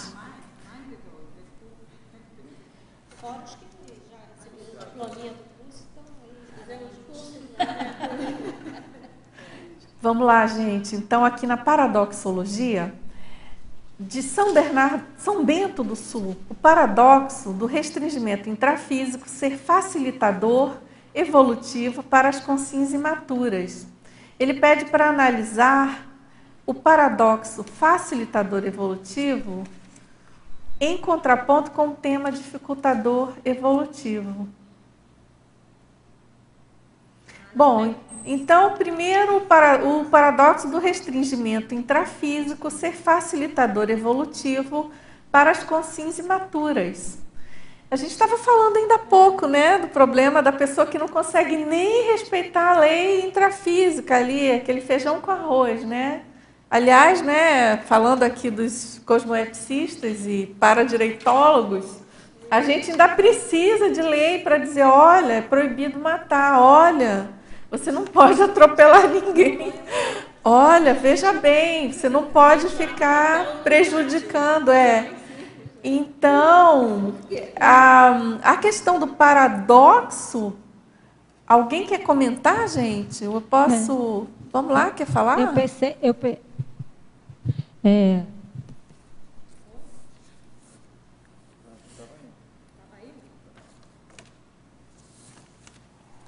Acho que foi, né? Tem a ver com o que você está falando, Dulce. É interessante porque no intrafísico, como a dimensão é muito densa, né? A gente está lidando com matéria, dá tempo de eu pensar sobre o que eu estou fazendo, né? Então, por isso que eu acho que é um paradoxo. A gente fica restringido, mas amplia. Facilita e amplia. Por isso que é legal que o Rex estava comentando a reflexão sobre a minha conduta, o meu comportamento cosmoético aqui. Qualquer coisa que eu observe faz esse processo, se eu estiver atenta para isso, faz esse movimento de eu refletir sobre aquela minha conduta, se eu estou respeitando o paradigma, se eu estou respeitando o princípio da cosmoética, se eu estou respeitando a lei do cosmos. Então, tudo é casuística para eu fazer essa reflexão e dar tempo de eu fazer isso, né? Porque se eu estou fora do corpo, eu estou de consciência, pensei, né? Aquilo repercute imediatamente, né? Então, é interessante esse paradoxo. Eu queria chamar a atenção um ponto, né? Que seria... O restringimento, ele favorece a pessoa a não repetir aqueles erros do passado. Então, isso possibilita aí na nova família, nova realidade, novo país, às vezes, quando a consciência tem esse mérito, né, às vezes, novo continente, né, uma nova cultura, aquilo pode ajudar ela, de alguma maneira, a desformatar aquele padrão, às vezes, já de lavagem cerebral, de inculcações. Aí, de repente, já tem uma família mais crítica. Então, isso é um paradoxo, mas aquele restringimento é saudável, extremamente saudável para a evolução daquela consciência. Ok? Podemos seguir? Agora, aqui na efeitologia, Pergunta de Sorocaba.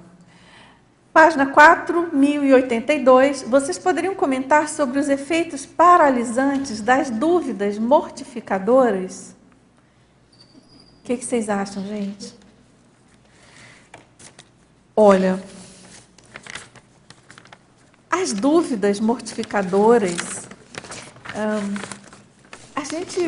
quantas vezes aqui a gente ouviu, né, o professor Valdo comentar, por exemplo, sobre a condição do intermissivista, já com determinado nível de cônjuges recuperados, que ele não tem mais dúvidas mortificadoras. Essas, né, básicas, por exemplo, aquelas dúvidas que ainda muita gente tem, dilemas, mas tem vida após a morte, mas afinal de contas, o que eu estou fazendo aqui?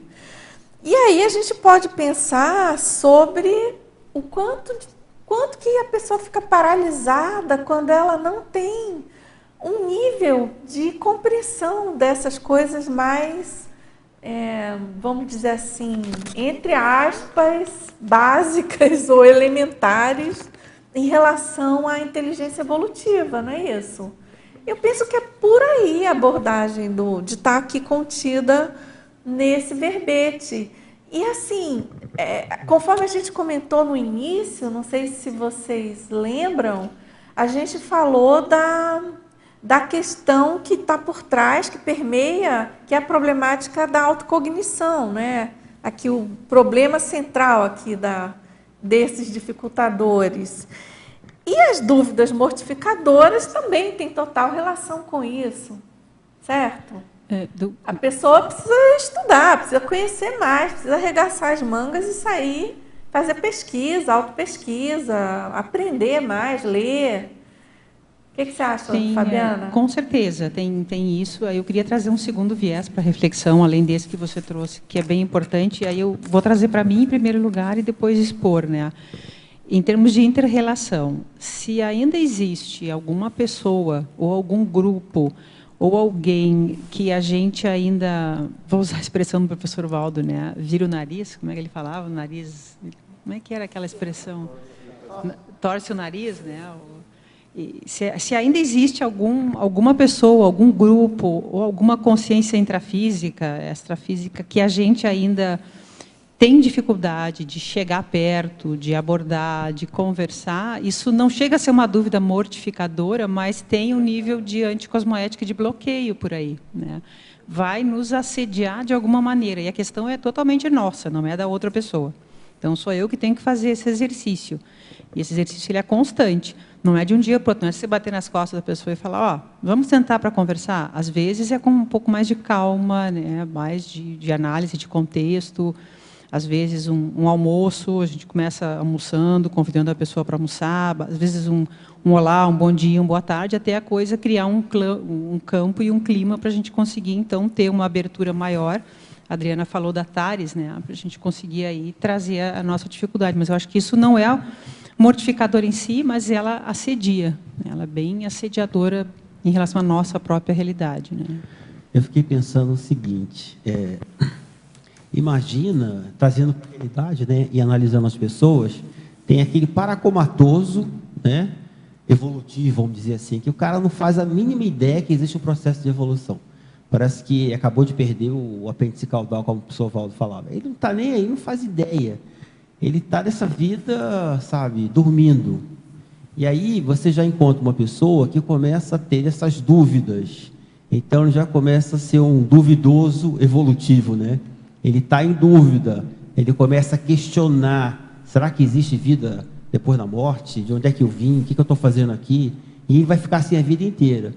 Então, eu já percebo aqui, por exemplo, eu nunca tive dúvida desde criança que existia vida depois da morte. Então, aí a gente fica pensando, aí eu já tenho uma condição para otimizar o meu processo evolutivo, porque eu já não tenho mais essas dúvidas. Então, eu posso pegar esse conhecimento que eu já tenho e acelerar tudo que eu puder, né, para, de alguma maneira, otimizar, maximizar a minha evolução. E aí eu lembro da frase que a gente usa lá na Cosmoética, que é evoluir é movimentar-se cosmoeticamente. Que foi o professor Valdo que falou isso numa mini tertúlia. Então, se eu não faço esse movimento de reflexão sobre as minhas condutas para que eu possa melhorar, já que eu não tenho essas dúvidas, isso vai fazer com que eu acelere mais. Eu estou falando isso porque, por exemplo, eu lembro de amigos, né, até parentes, que, sabe, o negócio é sair de casa, trabalha, chega em casa, assiste novela, dormiu, no dia seguinte vai trabalhar de novo, final de semana tem um churrasco, mas nunca para pensar sobre uma coisa que ele fez. E já tem aquelas que falam, sei lá, segundo a Bíblia, tem vida, não tem, né? Quando Jesus Cristo nascer de novo, de repente todo mundo vai acordar. Então, assim, já parece que existe alguma coisa, mas a gente já não está mais nesse patamar, a gente já está em outro patamar. Então, o que a gente pode fazer para que a gente não tenha nenhum dificultador evolutivo, né? A gente já está numa condição bem melhor. Então, eu acho que... O professor Valdo comentava, né, que a condição do intermissivista, a gente já passou dessa... Em tese, a inteligência evolutiva supre, né, esses itens aí que mais atrapalham, em geral, as pessoas. Então, é isso, né? A questão é o refinamento. Afinal, por que a gente ainda tem esses impedidores, esses dificultadores, né? Mas, enfim, mais importante que isso do porquê é identificar e bola para frente. E tentar corrigir, né? Bola para frente, é isso aí. Você quer comentar, Maíla? Eu acho que tá funcionando. Dentro disso tudo que vocês falaram, eu acho que eu fiquei com uma dúvida. Porque, assim, você vai deixar... Não é mortificadora, não. Não. É que, assim, você não vai deixar de ter dilemas. Você não vai deixar de ter questionamentos. E aí você não vai ficar se martirizando ou sofrendo ou dramatizando esses dilemas, deixando a sua evolução parada. Você vai continuar andando, trabalhando, buscando o que foi que o Rexon falou, buscando melhorar e naqueles requisitos. E não deixar aquilo te parar, não deixar aquelas dúvidas te pararem. As dúvidas têm que te impulsionar, né? É importante você ter dilema, dúvida, questionamento, princípio da descrença, né? Mas aquilo tem que te levar para frente, senão também você não pode fazer o contrário. Não, já entendi tudo aí é religião, né? Aí é tudo que a gente não quer, né? Que é todo esse processo lá da fatologia, né? Das cangas, das coleiras do ego, do subcérebro, das lavagens, né, subcerebrais. Eu estava pensando aqui, né, entrar um pouco na mente do evoluciólogo, pensando no agente facilitador evolutivo. Né, porque eu fico imaginando que o evoluciólogo é aquele cara safo, né, positivamente, e que ele, de alguma maneira, ele conseguiu tirar essas dificuldades de letra, até um certo ponto. Né? Ele chegou ali que ele consegue orientar outras pessoas de falar assim, olha, como você vai não entrar por aquele caminho e, de alguma maneira, ficar ali com os travões. Então, de certa forma, eu acho que a gente tem que extrapolar, como você falou que o verbete é para nós, né? Então, acolhendo... Também, digamos assim. Vamos adoçar, né? Vamos adoçar. Acolhendo. Isso. Então, de extrapolar nisso. Mas você quer... Tá, ok, né? Podemos passar, né? Agora, aqui a gente tem pergunta de Curitiba, na Estrangeirismologia 4081. Conceitualmente, o buraco negro suga tudo, inclusive a luz, de modo irreversível, de maneira contínua. Como funciona o Consciential Black Hole e como se estanca um dificultador deste? Aí tem uma outra pergunta. Bom, esse conceito aí do buraco negro consciencial é o verbete de amanhã e, na verdade, é a fissura anticosmoética, a lacuna omega trafar da consciência assistível ou carente de assistência, prejudicando a estrutura do micro-universo consciencial e a consolidação do mater pensene em bases evolutivas. É interessante e também sincrônico, né? Essa condição aí dessa fissura anticosmoética tem total relação aí com o dificultador evolutivo, a gente considerando aqui tudo que já debatemos, né, da questão da pessoa que ela própria dificulta em geral. Claro, aqui no próprio exemplo tem aquela condição da microcefalia, né, é alguma coisa externa. Mas aqui no nosso caso, a gente está entendendo que, em geral, é mais intraconsciencial. A responsabilidade está com a gente, né? Então, é isso. E ele pergunta como se estanca um dificultador desse. Eu acho que seria bem interessante esse debate amanhã, né? Aguardar a tertúlia de amanhã. Mas, de modo geral, a gente sabe de todas aquelas técnicas propostas, né, pela Conscienciologia. Em relação a dificultador e a travão, a gente tem aqueles 4 itens, né, que seria a vontade, o autodiscernimento, a auto-organização e o próprio mater pensene homeostático, né, a manutenção disso, ajudando aí na desconstrução desses black holes, aí, desses buracos negros conscienciais.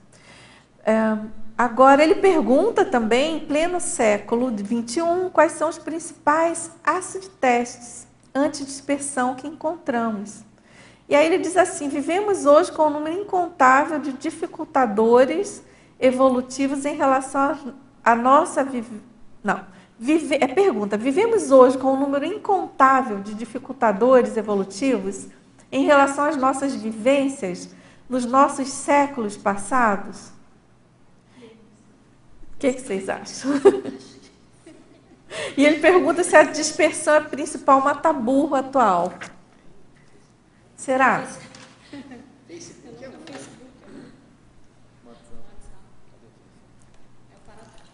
Será que é o principal mata-burro, a dispersão? Oi. Alô. Oi. Tá ouvindo? Quer dizer, dependendo da pessoa, né? É porque tem pessoas que elas acordam de manhã e elas têm uma meta, tá? Ela está escrevendo um livro, você sabe disso. E aí ela acorda e ela pensa assim: bom, agora eu vou para o meu computador porque eu tenho que escrever um livro. Mas antes eu vou dar uma olhadinha no Facebook, né? Para ver se tem alguma mensagem para mim. Aí ela, clica lá e tem. Aí ela desce um pouquinho. Tem um vídeo aqui bem interessante sobre... Tem até a ver com o que eu estou escrevendo. Aí ela começa a ver. Aquilo leva ela para o outro. Opa, tocou o WhatsApp. Ela vai lá ver a mensagem, que ela não aguenta, né? Ela sofre dessa síndrome da ansiedade, ela precisa ver a mensagem toda hora que toca. E aí ela vê lá a mensagem no WhatsApp, tá? Preciso ver e-mail, não vi, sei lá se alguém mandou alguma coisa para mim, né? E vai lá para o e-mail. Deu meio-dia. Puxa, eu tinha que escrever o capítulo do livro, não consegui escrever. Mas à tarde eu vou escrever. Síndrome da dispersão consciencial, né? Então, com todas essas mídias sociais, essa parafernália que a gente tem, se a gente não tomar cuidado, eu acho que no início, eu me lembro muito bem que o professor Valdo incentivava bastante a gente comprar notebook. Lembra que a gente veio para cá, primeira vez, nós compramos um notebookzinho pequenininho, que a Adriana digitava e ele pegava no pé da Adriana, que ele falava: nossa, mas você digita muito rápido. Você está digitando até espirro que a gente dá e tudo, que é bem rápido. E eu lembro que no final ele já falava assim: gente, pega uma folha em branco para você escrever, para você fazer. Não traz notebook, porque a pessoa quando abre o notebook, ela acaba se dispersando muito, se ela não tiver mega foco. Então, assim, essa parafernália que a gente tem hoje em dia, se bobear, né, a gente acaba se dispersando muito, né? É o paradoxo, né, que a Adriana comentou, da ferramenta que seria utilizada para potencializar, que acaba tendo um efeito ao contrário, né? Acaba sendo um dificultador evolutivo da pessoa. Sim. Agora, sobre esses acid tests antidispersão, vocês têm alguma sugestão? Tem outro teletertuliano de Ribeirão Preto também que está perguntando sobre isso. Quais seriam os principais? Eu acho que um deles seria você resistir nessa era da comunicação, você resistir a essa profusão de tecnologia, tirar partido disso em prol da sua evolução. Você né? quer um grande ácido Porque é possível, né? Teste do ácido para a pessoa? Vai, fala. Fala assim, ó, você já fez seus verbetes?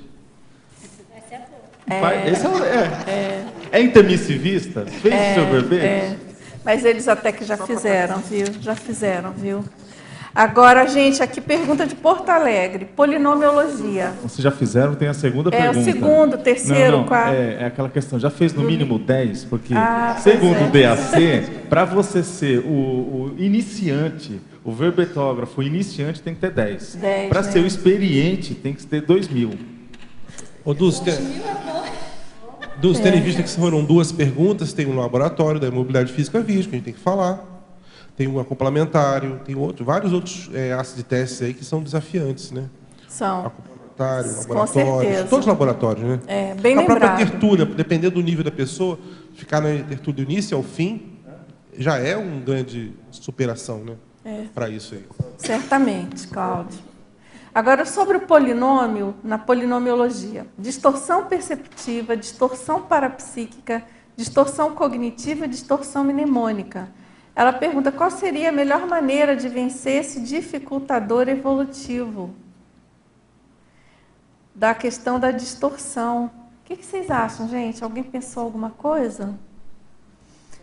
A gente tem todas essas técnicas, né, da conscienciologia, e porque aqui está falando da percepção em si, ou seja, percepção sobre a vida intrafísica a melhor em geral. indicação aí, não sei se o pessoal vai concordar, Como? a melhor indicação são os cursos da Conscius. São o quê? Os cursos da Conscius. E você vai ter o cursinho cobaia, técnica cursinho cobaia, vai receber feedback. E aí você vai ver que a tua percepção sobre você e sobre os outros está totalmente distorcida. Eu ia sugerir também a consciencioterapia. Você faz na verdade, é convergente e complementar, porque você está falando da técnica. A pessoa tem que ver dentro do perfil dela qual que é aquele momento que vai ajudar ela mais. Às vezes ela vai primeiro na consciencioterapia, que eles têm um monte de técnica que ajuda, né, através da heteroconsciencioterapia, ela começar a se enxergar, porque a pessoa que não se enxerga, ela vai ter dificuldade. Então, você tem que ter atares lá, a cosmética destrutiva do consciencioterapeuta, né? Falando, olha, faz, assim, assado, reflete, papapá. Então, acho que ajuda. Aí faz a conscienciometria, sei lá. Vai fazendo e é interessante ela ver também qual dessas distorções, qual é a que está pegando mais, né? Que é um polinômio, são várias, né? Só para complementar, que eu acho que tem a ver com isso, a questão dela questionar tudo, questionar os valores, né? Claro, com um embasamento. Acho que estudar ajuda muito, né? Porque eu acho que a questão da distorção o que às vezes a gente fica só naquele conhecimento superficial ou mesológico, aquilo que a gente recebeu, né? E muitas vezes a gente fica só repetindo aquilo. E quando a gente passa a estudar, a aprofundar, eu acho que tem muito a ver, a distorção para mim tem muito a ver com a capacidade, o fôlego que a gente tem de aprofundamento das questões, do estudo, correr atrás, por exemplo, tem a técnica de 50 vezes mais do Valdo. E você vai ver que quando você pega uma palavra e vai ver 50 dicionários, por exemplo, a definição daquela palavra, o que a gente usa hoje em dia já está completamente distorcido. Então, acho que também tem muito a ver com a questão do aprofundamento, ajuda bastante. E da vivência da descrenciologia, né? Que toda a conscienciologia foi baseada nisso, então não podemos deixar passar. Aproveitar. Tem cursos também, né? Curso de reeducação consciencial, está vindo. Ok, vamos passar então? Podemos? Agora a pergunta de São José do Rio Pardo. Ele diz assim: como adquirimos lucidez para entender quando surge algum dificultador evolutivo? Um pedágio existencial é um dificultador? O acidente do professor Valdo foi um dificultador? E a questão do macrosoma para a procedência e a FEP do intermissivista, isso ajuda no processo do dificultador evolutivo?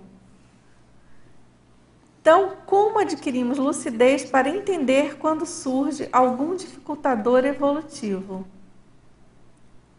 Bom, se a pessoa tem o hábito de fazer autopesquisa, se ela está empenhada na evolução, é a primeira coisa, não é isso, gente? Se a pessoa nem tem esse propósito, ela não vai nem desconfiar que tem um dificultador ali, que tem algum impedidor, algum impedimento. Porque ela está ali no rolo compressor da robotização existencial, né? Então, como adquirir lucidez para isso é estudar, fazer autopesquisa, buscar fazer reciclagem, tudo isso que a gente tanto fala em termos de estudar conscienciologia, todas essas técnicas, não é? E ele pergunta do pedágio existencial, se é um dificultador.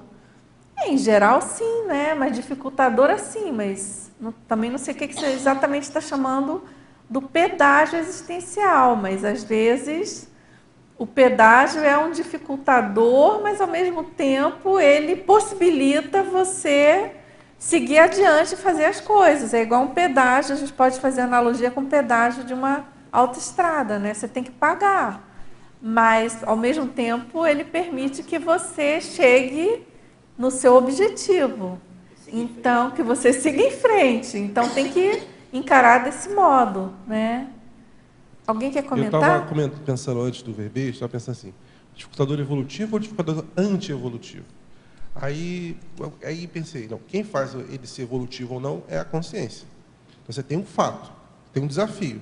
Você vai transformar aquilo num processo de evolução ou anti-evolução? Vai ficar remoendo, vai ficar aquele ponto rodando. Porque tem a pessoa que tem um fato evolutivo, ou um impedidor evolutivo, ou um fato, e ela não é um fato. Veja como um fato, um desafio, um gargalo. A vida está cheia de gargalos, de fatos. Você que vai ser capaz ou não de transformar aquilo num pulo do gato, num desafio, numa superação. Aquela diversidade, né? É tal história, para a pessoa muito evoluída nem existe a diversidade, né? Porque ela vai tirando de letra aquilo, né? Faz parte. Ele perguntou, então, também sobre o acidente do professor Valdo. Foi um dificultador? Foi. Ele teve que ir para o hospital e tudo, deu sequela. Contudo, ele seguiu em frente, né? E até deu a volta por cima de uma maneira, deu uma banana para muita gente. Né? Mas uma coisa que eu tenho que chamar a atenção é que ele está falando aqui sobre o dificultador evolutivo. E nesse aspecto sobre impedir, né, a dinâmica da evolução da consciência dele, não foi. Né? Se a gente for analisar sobre a evolução dele, não foi um impedidor da evolução dele. Isso. Não, foi momentâneo, evolutivo então, não. Não foi evolutivo, é isso que eu estou chamando a atenção. Que é, tipo, ele foi um dificultador, sim, com certeza, mas não evolutivo. Razão, tá? Foi um dificultador momentâneo, digamos. Mas não né? Ele foi para o hospital, ficou em coma, mas ali não evolutivo, não, de modo algum. Exatamente. Que aí tem a ver com a fala do Cláudio, isso, né? Exatamente. Da pessoa transformar um possível dificultador evolutivo numa oportunidade, digamos. Agora, viu, né? Dulce, só para chamar a atenção, que eu acho que calha bem, não é por nada, mas o teu livro, quando você fala sobre a vontade, é uma vacina desse processo. Ah, sim. Então, que até ali você, não fazendo seu jabazinho, mas colocando que, tipo, dá uma estudada interessante. Jabazinho é ótimo. É que, tipo, lá você orienta, tipo, quais são as fraquezas, né, da vontade, e a pessoa tem que verificar qual para cair em cima dela. Né? E é bem interessante que você faz um teste no final para a pessoa fazer uma métrica da vontade. Olha, aquilo lá se caprichou, viu? Não é por nada, não. Tem uma página ali boa. O último item aqui é vontade débil, né? Aqui dos dificultadores aqui a desistência prévia ante as coleiras do ego, né? É bem nessa linha. Obrigada, hein, André, pelo jabazinho. Muito bom.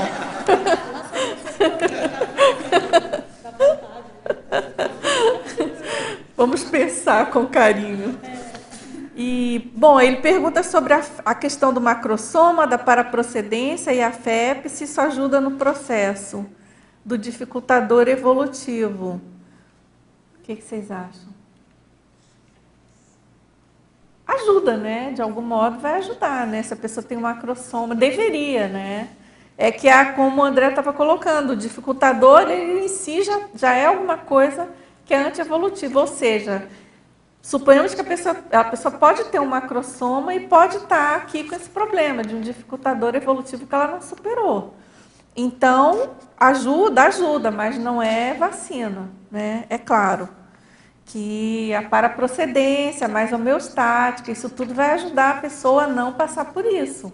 Mas a gente tem que estar atento, é o que a gente comentou anteriormente. Esse verbete parece que ele diz respeito a todos nós, né? Então, a gente precisa ficar bem atento no sentido de cheque, né? Checagem, autochecagem diuturna, não é verdade? Vamos seguir aqui, estamos com o nosso tempo já praticamente se esgotando. Eu tenho aqui algumas perguntas ainda do nosso amigo de Ribeirão Preto. Vamos ver o que a gente consegue ainda responder aqui. Olha, ele pergunta aqui sobre a teoriologia. Essa sessão teoriologia, o professor traz aqui várias teorias, né? A teoria da correspondência, a teoria da interpretação, a teoria epistêmica, a teoria pragmatista, a teoria semântica. E você pede aqui para relacionar, não é, com o dificultador evolutivo.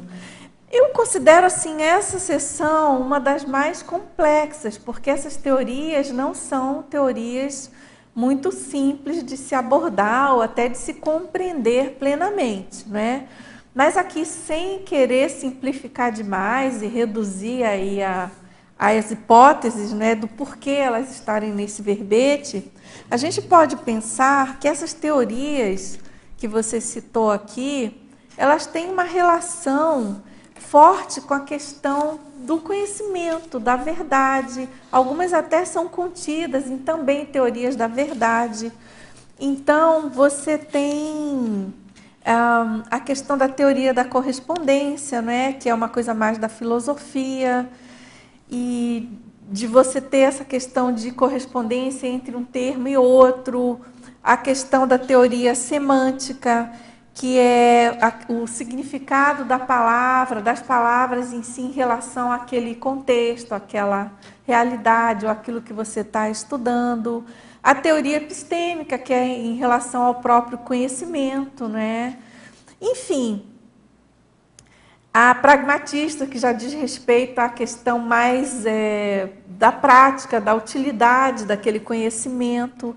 Então, essas teorias, do que eu entendi, né, aí se tiverem alguma opinião, alguma ideia, eu entendi que elas foram inseridas porque elas dão um vislumbre, como se fosse um contraponto de solução para o problema da cognição que conduz ou que mantém o dificultador evolutivo. Então, é como se fossem contrapontos, essas teorias seriam maneiras de fazer a pessoa compreender a realidade que ela, porventura, esteja negando ou equivocadamente abordando alguma questão ou ignorando alguma linha de conhecimento importante, né? Acho que meio que por aí explica a inserção aqui no verbete. E ele pergunta aqui, pede para a gente comentar também sobre a trava patológica no ciclo erro, retificação, acerto.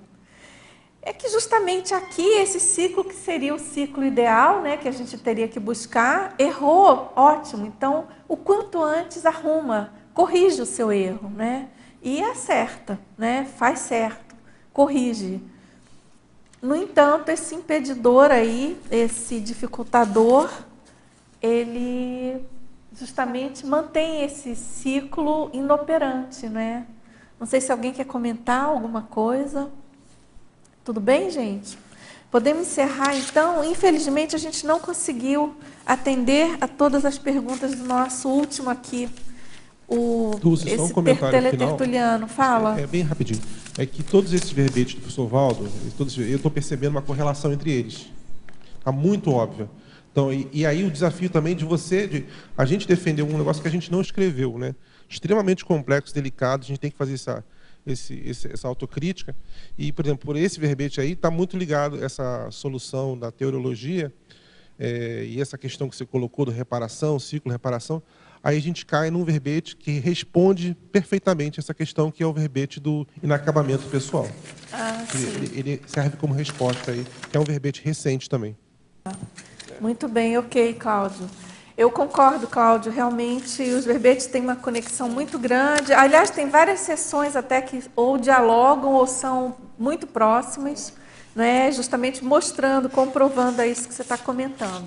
Pessoal, muito obrigado, tertulianos, teletertulianos, equipe do Tertuliário, e agradeço então a todos, né? Acho que o debate foi bastante rico e a gente segue então com o ciclo.